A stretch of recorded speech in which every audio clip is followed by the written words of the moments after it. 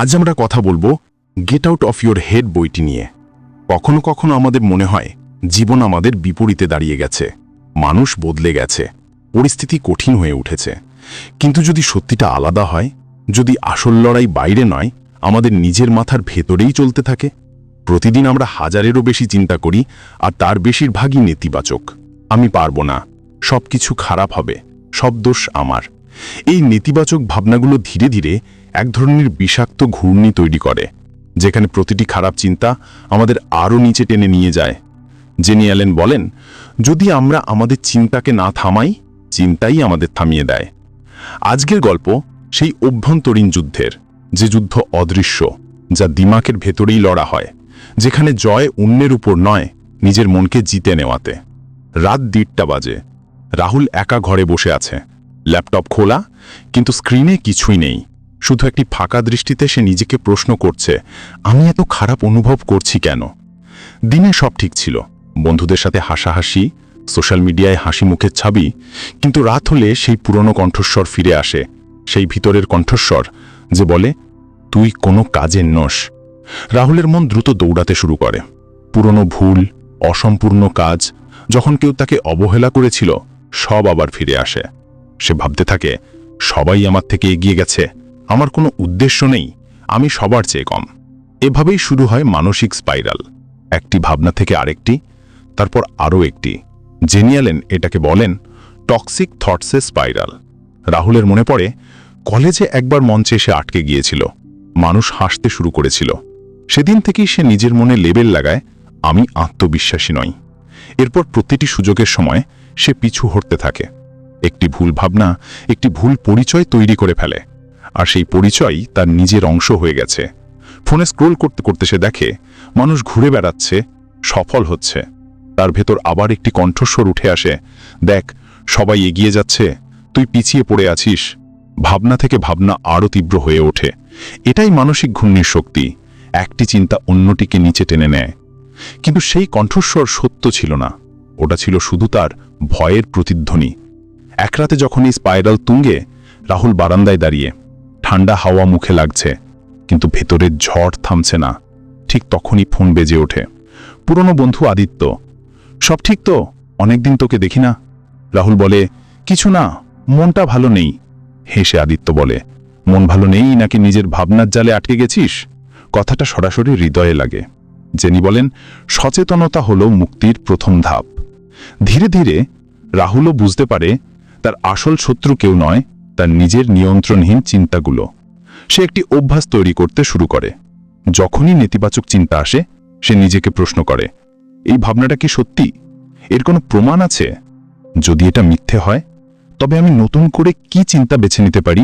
ধীরে ধীরে সেই স্পাইরাল ভাঙতে শুরু করল। মিথ্যার জায়গায় সত্যি ফিরে এলো। যখনই সে ভাবত আমি অন্যদের থেকে পিছিয়ে আছি, তখন নিজেকে বলতো, সবাইয়ের গতি আলাদা, আমিও এগোচ্ছি। যখন মনে হতো কেউ আমার পরোয়া করে না, তখন সে মনে করত, আদিত্য তো বিনা কারণে ফোন করেছিল, কেউ না কেউ তো সত্যিই পরোয়া করে। সেই মুহূর্তে তার মুখে একটুখানি হাসি ফুটে উঠত। বহু বছর পর সে নিজের ভেতরে শান্তি খুঁজে পেল। সে বুঝল, স্বাধীনতা কখনো বাইরের পরিস্থিতিতে নয়, এর শুরু মনের ভেতরেই। রাহুল শিখল, ভাবনা আসবে যাবে, কিন্তু প্রতিটি ভাবনাকে সত্যি ধরে নেওয়া তার কাজ নয়। সে বুঝে গেল, আমি আমার চিন্তা নই। সেদিন থেকে সে প্রতিটি ভাবনাকে বাতাসের মতো দেখতে শুরু করল, যা আসবে, ছুঁয়ে যাবে, আবার চলে যাবে, কিন্তু তাকে থামিয়ে শৃঙ্খল তৈরি করবে না। এটাই হলো স্পাইরালের সত্য। যখন আপনি মনের প্রতিটি কথাকে সত্যি ধরে নেন, তখন আপনি আস্তে আস্তে নিজের স্বাধীনতা হারিয়ে ফেলেন। কিন্তু যখন আপনি থেমে নিজেকে জিজ্ঞেস করেন, এটা কি সত্যি? ঠিক সেই মুহূর্ত থেকেই শুরু হয় মুক্তির প্রথম পদক্ষেপ। জেনি অ্যালেন এই বইয়ে বোঝান যে আমাদের মস্তিষ্ক মূলত অর্থ খোঁজার যন্ত্র। প্রতিটি মুখ, প্রতিটি কথা, প্রতিটি ঘটনাকে সে কোনো না কোনো মানে দিয়ে ফেলে। কেউ যদি উপেক্ষা করে, মস্তিষ্ক বলে সে তোমাকে পছন্দ করে না। কোনো কাজে দেরি হলে মস্তিষ্ক বলে তুমি কখনোই সফল হবে না। মনে হয় মস্তিষ্ক যেন সব কিছুর সংবাদদাতা, কিন্তু সত্য হলো সে প্রায়ই তথ্য নয়, গল্প বানায়। মস্তিষ্ক এত দ্রুত অর্থ বানায় যে হৃদয়ের সত্যি বুঝতে সময়ই পায় না। প্রতিটি বিষাক্ত চিন্তার স্পাইরাল শুরু হয় একটি মাত্র ছোট্ট ট্রিগার থেকে। যেমন কেউ বলল, তুমি আজকাল কিছুটা বদলে গেছো। আর মস্তিষ্ক তৎক্ষণাৎ গল্প বানিয়ে দিল, আমি আগের মতো ভালো নেই। তারপর সেই ব্যাখ্যা জন্ম দিল আবেগ, দোষবোধ, ভয়, রাগ, অস্বস্তি। এই আবেগ আবার আমাদের প্রতিক্রিয়া তৈরি করে। আমরা চুপ হয়ে যাই, দূরে সরে যাই, অতিরিক্ত ভাবতে থাকি। এইভাবেই স্পাইরাল গভীর হয়। রাহুলের ঘটনা ঠিক এমনই। বস শুধু বলেছিল রিপোর্টটি আরও ভালো হতে পারত। কথাটি ছোট, কিন্তু রাহুলের মস্তিষ্ক ভেতরে বানিয়ে নিল বিশাল গল্প। আমি সবসময় ভুল করি, বস নিশ্চয়ই খুশি নয়, আমার কাজ কেউই পছন্দ করে না। তার মনে দোষবোধ জন্মায়, তারপর ভয়, তারপর দ্বিধা, আর টানা 3 দিন সে নতুন কিছু করার সাহসই পেল না। জেনি বলেন, মস্তিষ্ক তথ্যের চেয়ে গল্পে বেশি বিশ্বাস করে, আর সেই গল্পে যদি একবার আমি ভালো নই ঢুকে যায়, সেটাই ধীরে ধীরে আমাদের পরিচয়ে পরিণত হয়। প্রতিটি চিন্তা একটি বীজ, ছোট কিন্তু অত্যন্ত শক্তিশালী। আপনি যদি সেই বীজকে ভয়, হীনমন্যতা বা তুলনার মাটিতে রাখেন, সেখান থেকে জন্মাবে অস্থিরতা। আর আপনি যদি সেই বীজকে সচেতনতার আলো দেন, তখন সেই একই বীজ রূপান্তরের শুরু হয়ে ওঠে। প্রতিবার যখন আপনি কোনো চিন্তাকে বিচার না করে শুধু পর্যবেক্ষণ করেন, আপনি মস্তিষ্ককে নতুন এক প্যাটার্ন শেখান। যেমন আপনি ভাবলেন আমি পিছিয়ে আছি, আর তারপরই নিজেকে প্রশ্ন করলেন এটা কি সত্যি? তখন মস্তিষ্ক থেমে যায়। সে পুরনো পথ ধরে এগোতে পারে না, তাকে নতুন পথ খুঁজতে হয়। এটাই নিউরোপ্লাস্টিসিটি, মস্তিষ্কের পরিবর্তন ও নতুন পথ শেখার ক্ষমতা। আপনি যখন কোনো চিন্তাকে প্রশ্ন করেন, তখন আপনি একটি নতুন বীজ বপন করেন, সচেতনতার, সত্যের, শান্তির। ধীরে ধীরে সেই বীজ উদ্বেগের জায়গায় স্পষ্টতা এনে দেয়। জেনি বলেন, মনে আসা প্রতিটি ভাবনা সত্য হবে এমন নয়, প্রতিটি ভাবনা কেবল এক একটি সম্ভাবনা। আপনি ঠিক করেন কোন ভাবনাকে শক্তি দেবেন। তাই যখনই মনে আসে আমি যথেষ্ট নই, তখন তাকে চেপে রাখবেন না, কাটবেন না, শুধু দেখুন, বুঝুন এবং ছেড়ে দিন। কারণ সচেতনতা সেই আলো যা যে কোনো বিষাক্ত চিন্তাকে গলিয়ে দেয়। আমাদের অনেক ভাবনাই এমন মনে হয় যেন অনুমতি ছাড়াই মাথায় ঢুকে পড়েছে, তুই যথেষ্ট নই, তোর জীবনে কিছু বদলাবে না, আর আমরা বিশ্বাস করে ফেলি। জেনি অ্যালেন বলেন, প্রতিটি ভাবনাকে ধরে প্রশ্ন করুন, এটা কি সত্য নাকি ভয়ের গল্প? রাহুলও আগে তার প্রতিটি নেতিবাচক ভাবনাকেই সত্য মনে করত, কিন্তু ধীরে ধীরে সে অভ্যাস করল, এটা কি সত্যি নাকি আমার পুরনো অভ্যাস? একদিন তার মনে হলো, তুই আত্মবিশ্বাসী দেখাচ্ছিস না। আগে হলে সে আতঙ্কিত হতো, কিন্তু এবার সে বুঝল সে নার্ভাস নয়, সে শুধু ভাবছিল মানুষ তাকে কিভাবে দেখবে। এই ভাবনা তার বাস্তবতা নয়, এটি শুধু তার পুরনো মানসিক অভ্যাস। প্রতিটি ভাবনা কোনো আদেশ নয়, আপনি বেছে নিতে পারেন কোনটিকে গুরুত্ব দেবেন। নিউরোসায়েন্স বলে, যখন আপনি কোনো নেতিবাচক চিন্তাকে শুধু লক্ষ্য করেন এবং সঙ্গে সঙ্গে তাতে প্রতিক্রিয়া না করেন, তখন মস্তিষ্ক নতুন একটি পথ তৈরি করে। রাহুল প্রতিবার যখন চিন্তাকে প্রশ্ন করত, তার মস্তিষ্কে নতুন নিউরাল পাথওয়ে তৈরি হতো। সে ধীরে ধীরে নিজেকে রিপ্রোগ্রাম করছিল। একদিন তার ভুল হলো, কিন্তু এবার সে নিজেকে বলল, ভুল হওয়া মানে ব্যর্থতা নয়, শিখছি। যদিও পুরনো চিন্তা ঢেউয়ের মতো ফিরত, তবু সে অটো পাইলট নয়, সচেতনতা দিয়ে জবাব দিতে শিখল। জেনি বলেন, মিথ্যেকে চিনে ফেললেই তার শক্তি শেষ হয়।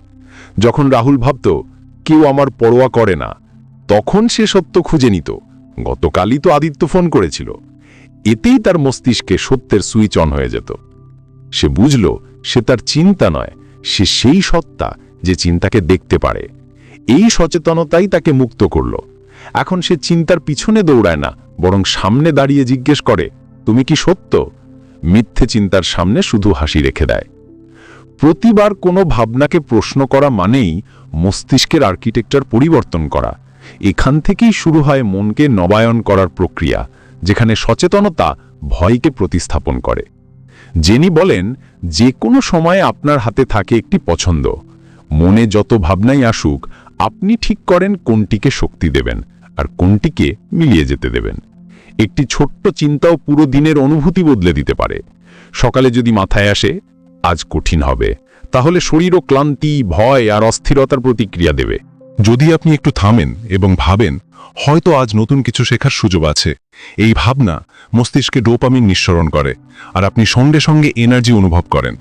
এটাই নির্বাচনের শক্তি, দ্য পাওয়ার অফ চয়েস। প্রতিটা চিন্তার মাঝে একটি ছোট্ট ফাঁক থাকে, যেখানে আমরা নির্বাচন করতে পারি। সেই ফাঁকই আমাদের স্বাধীনতা। সেখান থেকেই পরিবর্তন শুরু হয়। যখন আপনি কোনো নেতিবাচক চিন্তাকে ধরতে পারেন এবং তৎক্ষণাৎ প্রতিক্রিয়া না দিয়ে সচেতনভাবে জবাব দেন, তখনই আপনি নিজের মস্তিষ্ককে নতুনভাবে গঠন করতে শুরু করেন। প্রতিবার সচেতনভাবে ইতিবাচক নির্বাচন করার মাধ্যমে আপনি আপনার ব্রেইনকে শারীরিকভাবে রিওয়্যার করছেন।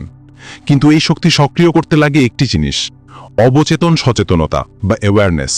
যতক্ষণ আমরা আমাদের চিন্তাগুলোকে চিনতে পারি না, ততক্ষণ আমরা অটো পাইলট মোডে বেঁচে থাকি, আর সেই অটো পাইলট চলে পুরনো ভয় আর প্যাটার্নে।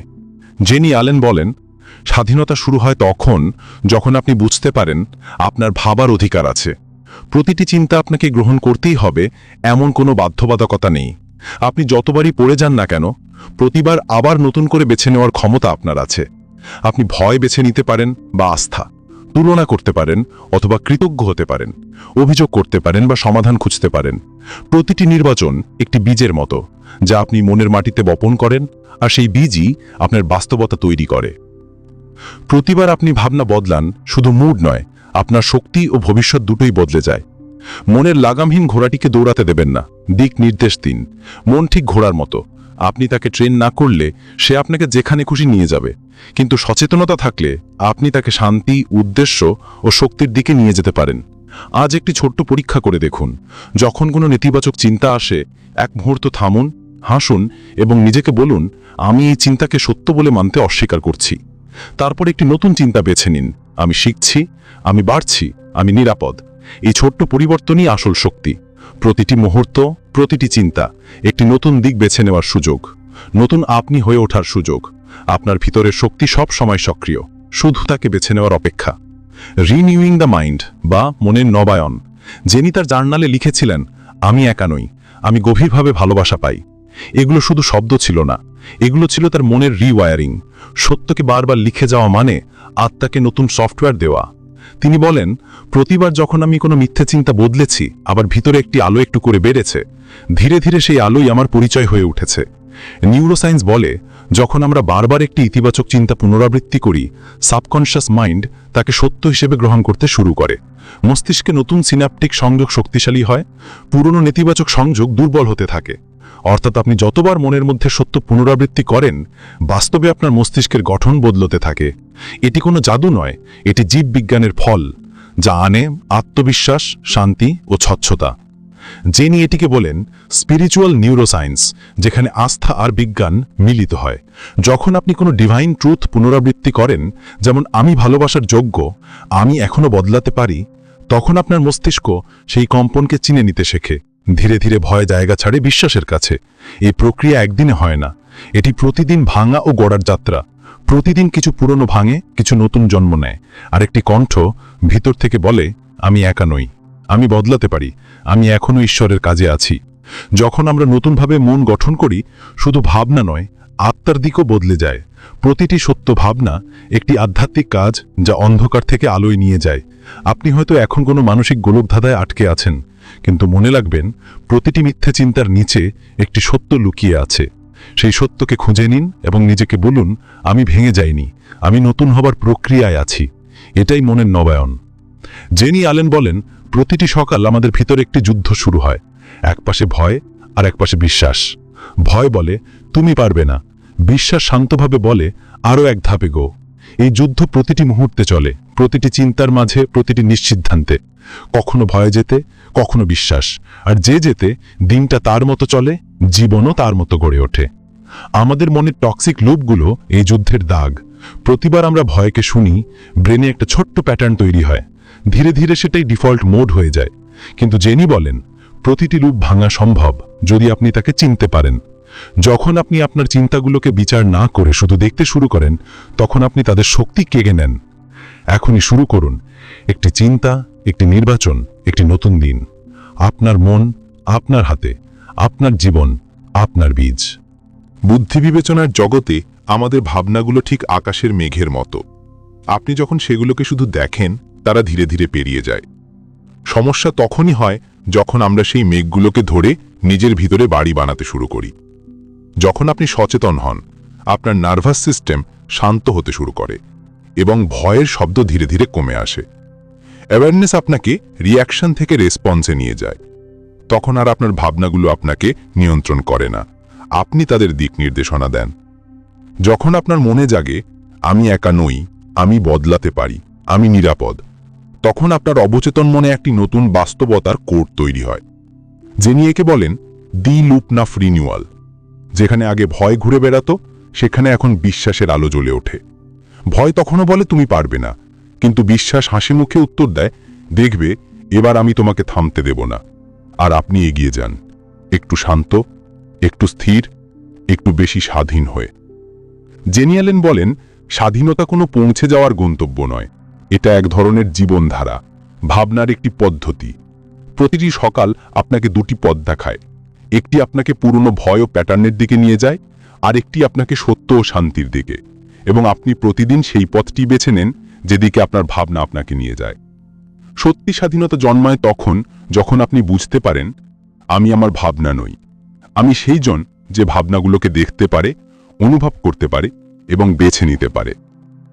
আমরা অনেক সময় ভাবি, আমার মনে যদি ভয় থাকে তবে আমি দুর্বল, রাগ এলে মনে করি আমি খারাপ মানুষ। কিন্তু জেনি বলেন, ভাবনা কেবল অতিথি, তারা আসে এবং আপনি যদি দেখার শিল্পটি শিখে ফেলেন, তারা চলে যায়। সত্যি স্বাধীনতা আসে তখন যখন আপনি ভাবনার সঙ্গে জড়িয়ে পড়া বন্ধ করেন আর শুধু তাদের দেখতে শেখেন, ঠিক আকাশে ভেসে থাকা মেঘের মতো। কিছু মেঘ কালো হবে, কিছু সাদা, কিন্তু আপনি সেই আকাশ, বিস্তৃত, শান্ত, অসীম। জেনি তার অভিজ্ঞতায় লেখেন, তিনি বহু বছর ধরে নিজের ভাবনাকে নিজের পরিচয় ভাবতেন। মনে হতো যদি মন ভয় পায় তবে আমি ভেঙে গেছি।